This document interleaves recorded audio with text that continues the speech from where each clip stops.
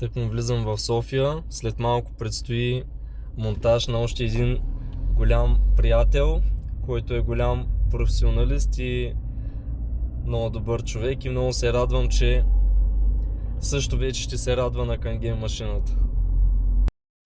Вече сме при Жоро и машината е свързана. Да го похваля, че той беше тествал предварително приставката и беше се получил, така че щом приставката става, всичко останало вече е елементарно.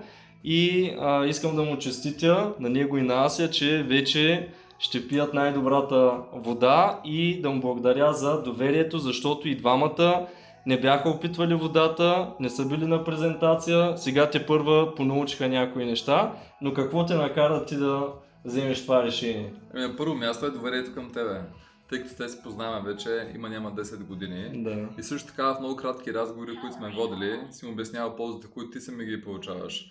Нали, относно, почвайки от кожата, от ослабването на килограмите, от начина, по който се обслужва на практика и цялата храна, която се приема. Така че в малкото неща, които сме говорили, веднага видях смисъла. Наскоро между другото се замислих малко повече за водата, която пиеме, тъй като на започна ми става се някакси да не усещам къде е моята вода. Това подбутна малко повече с моето ми решение. Така че нямам търпение да почвам да пия. Ти вече почне усети, че е по-мека и че ще успяваш от нея да изпиеш даже и повече.